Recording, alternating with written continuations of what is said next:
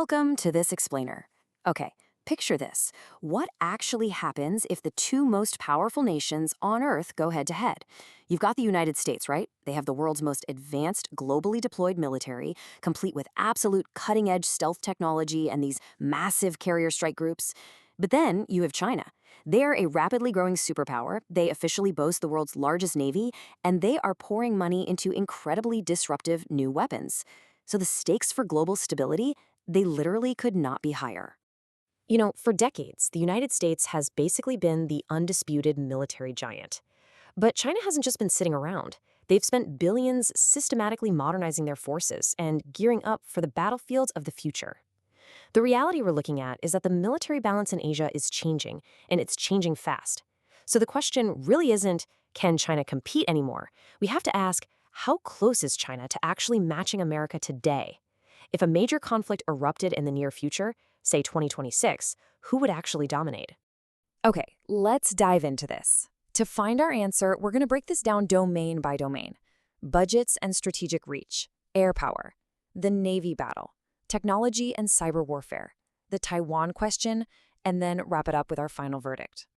Let's start right at the absolute foundation of any modern military setup. Section 1, budgets and strategic reach. So, looking at the raw numbers, they are pretty staggering. The United States drops over $850 billion annually on defense. That is an astronomical figure. It's literally more than the next several countries combined.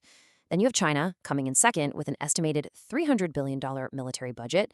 Now, you might hear that massive gap, 850 versus 300, and assume it's just an open and shut case, right? Well, hold on. Here is the big yes but pivot we have to make to really grasp the strategic reality here.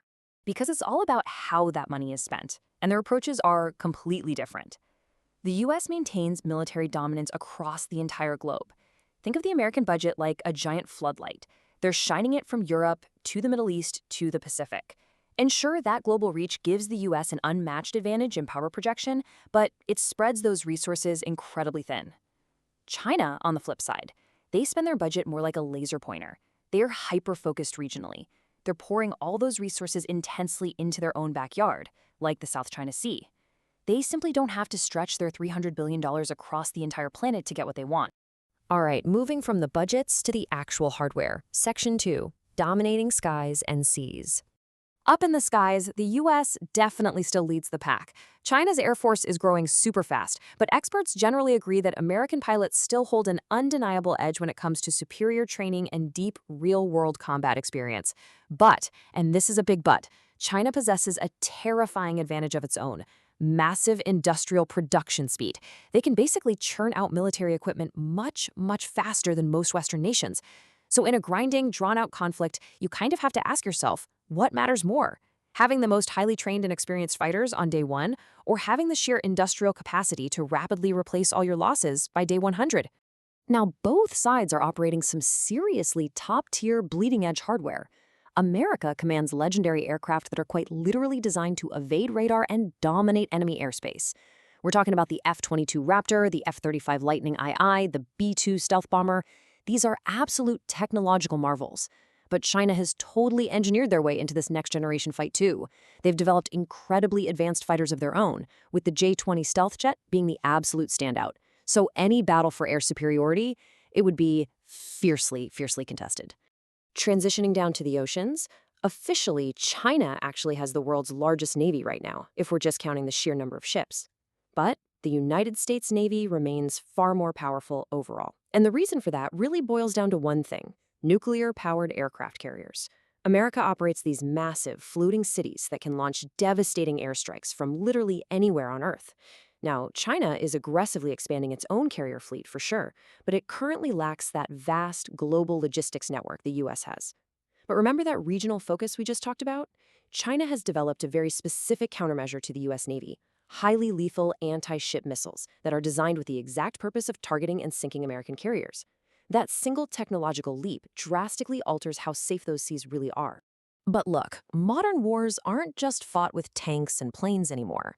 Let's look at Section 3, the next generation of warfare, the unseen battlefield. The US currently holds the lead in advanced military technology and seamless battlefield integration. But China is investing heavily, I mean heavily, to close that gap. They are pouring money into artificial intelligence weapons, space tech, cyber attack capabilities, and hypersonic missiles. And hypersonics, they are a massive disruptor. We're talking about weapons moving at such extreme speeds and with such unpredictable maneuverability that they could fundamentally bypass traditional US defenses altogether. So the crucial point is this. If a conflict kicks off in 2026, the opening shots might not be loud at all. A future war may begin not with bombs, but with hacked financial systems, disabled communications, blinded satellites, and just total cyber chaos. The digital battlefield is absolutely 100% just as vital to survival now as the physical one. Now, let's ground all of this abstract tech and budget data into the most likely real-world scenario. Section 4, the Taiwan flashpoint. Pretty much most experts agree that if a conflict between these two powers actually happens, Taiwan would likely be the flashpoint. China considers Taiwan an essential part of its territory, while the US supports Taiwan militarily and politically.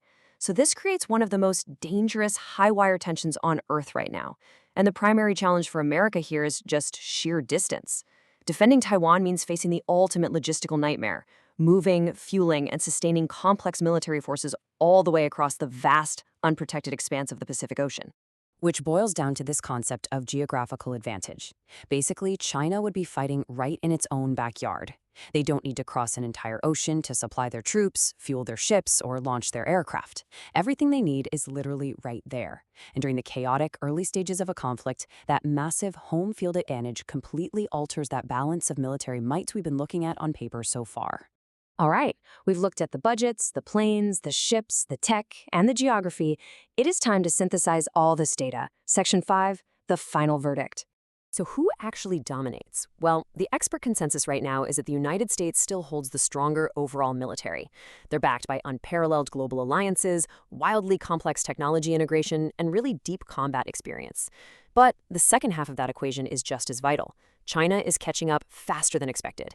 They are rapidly closing the gap with that targeted regional spending and just relentless industrial capacity. If these current trends continue, the balance of global power could look very, very different within the next decade.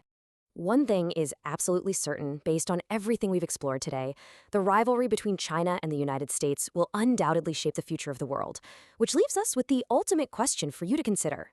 Look at the trajectories. Look at the investments. Could China actually surpass the United States militarily? Or will America somehow remain the world's dominant superpower? Think about it. Thanks so much for joining me for this explainer, and keep questioning the world around you.